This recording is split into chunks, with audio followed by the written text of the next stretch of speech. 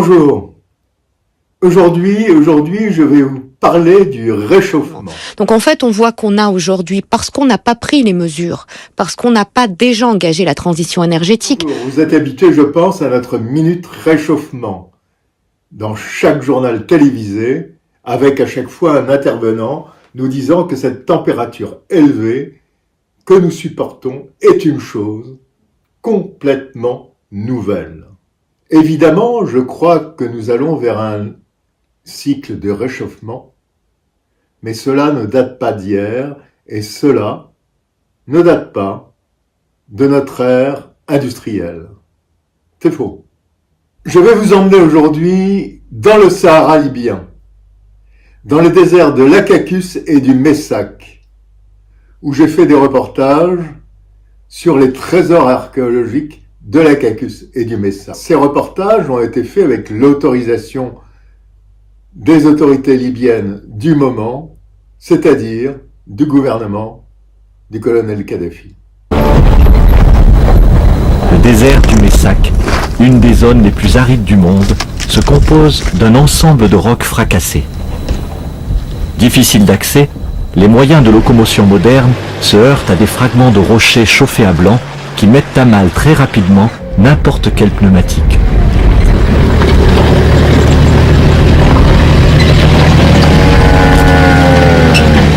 Dans ces déserts arides et fracturés se dressent ici et là de splendides gravures et sculptures rupestres qui rappellent qu'ici, il y a entre 15 000 et 8 000 ans, 15 000 et 8 000 ans, dans ce désert, il y avait une savane luxuriante, avec des animaux comme on en voit en Afrique centrale et en Afrique du Sud. Sur ces couches sédimentaires, creusées et polies par l'érosion liée à ces anciens cours d'eau, s'expose de toutes parts l'un des plus beaux patrimoines de l'humanité. Des centaines, des milliers de gravures rupestres. Sculptées sur les parois brisées des gorges, elles rendent compte d'un tout autre écosystème, celui d'une savane africaine où vivaient éléphants, bovidés et girafes.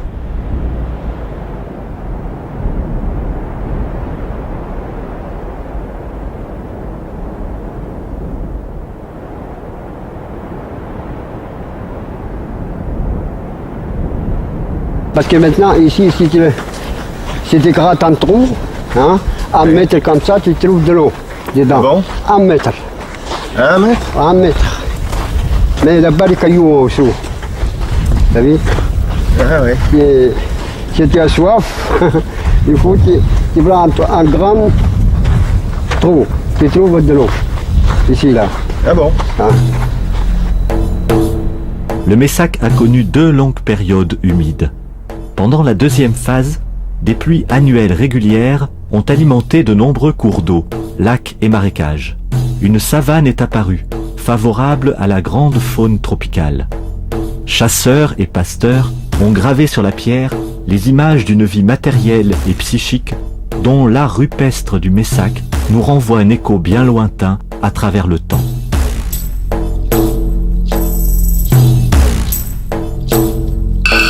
Ces milliers de gravures, remarquables par elles-mêmes, mais aussi par leurs dimensions qui, parfois, dépassent 3 mètres de hauteur, sont exceptionnelles par la maîtrise des traits profondément incisés. Admirables par le style, pour la plupart, ce sont de véritables chefs-d'œuvre. Les artistes du Messac ont limité leur représentation à un certain nombre d'espèces animales. Les animaux sont solitaires ou en troupeau, comme les bovidés domestiques, mais aussi la grande faune sauvage.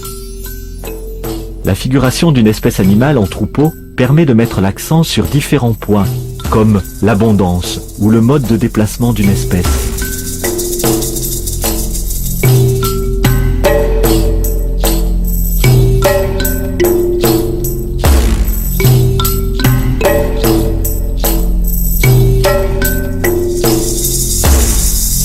La figuration d'animaux solitaires met en évidence la beauté et les caractères morphologiques intrinsèques à une espèce donnée, que les artistes parviennent parfois à croquer en quelques traits d'une extraordinaire simplicité.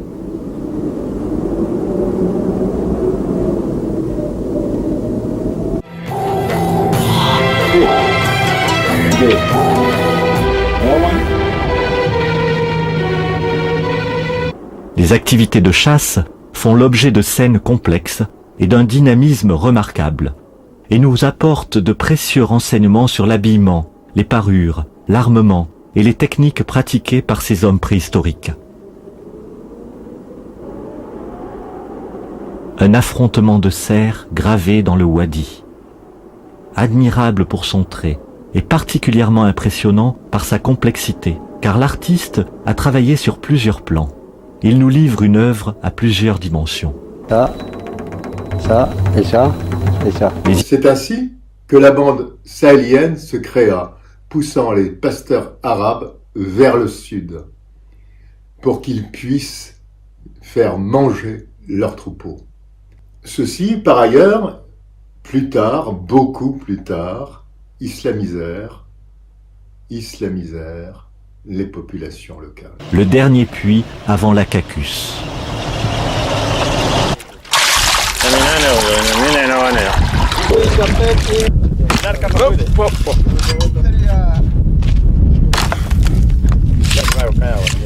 Cette fois-ci, nous sommes dans l'Akakus. Alors l'Akakus, c'est à la frontière du Tibesti, à la frontière avec le Tchad. Mais alors là, très très peu d'eau. Au contraire du Messac où, nous avait dit le guide, il y avait de l'eau à 4 mètres. 4 mètres sous terre. Il y avait déjà des nappes d'eau. L'Akakus, le plus majestueux désert de Libye, sorte de massif montagneux complètement sculpté par le vent, qui ressemble à s'y méprendre à son voisin le Tibesti, qui se partage l'extrême sud de la Libye et le nord du Tchad. Entre deux pics, des étendues sablonneuses, mais ici, pas de végétation et très peu de pluie.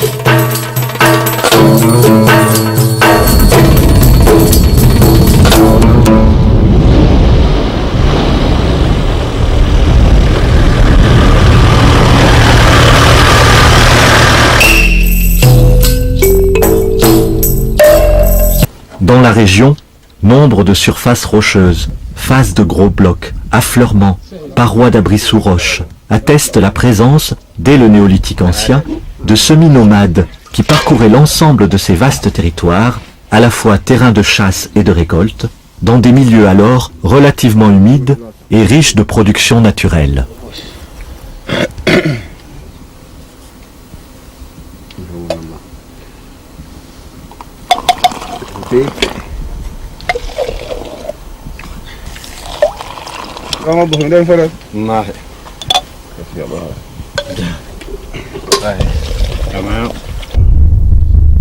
Téchouinat.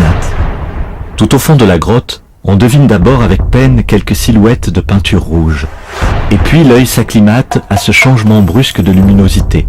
Et c'est l'émerveillement. Des centaines d'hommes et de femmes finement peints. La beauté de chaque trait, la disposition des personnages, la singularité de la scène choisie sont saisissantes.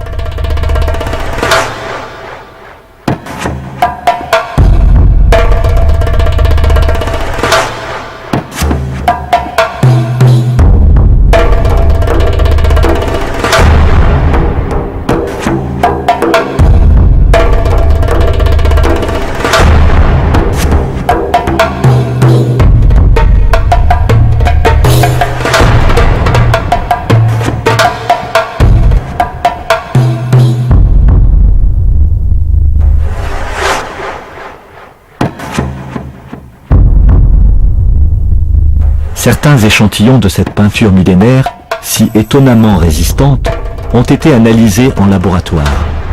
Le lait était à la base de sa composition.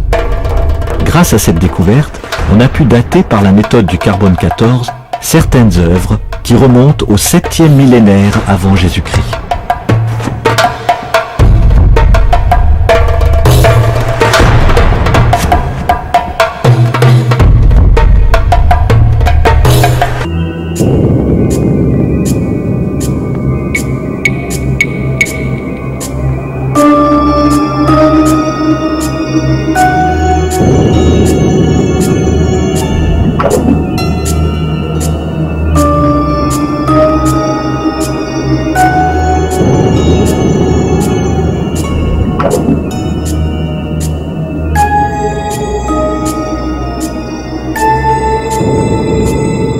Combien de temps faudra-t-il aux chercheurs pour réaliser l'inventaire général et exhaustif de l'art saharien?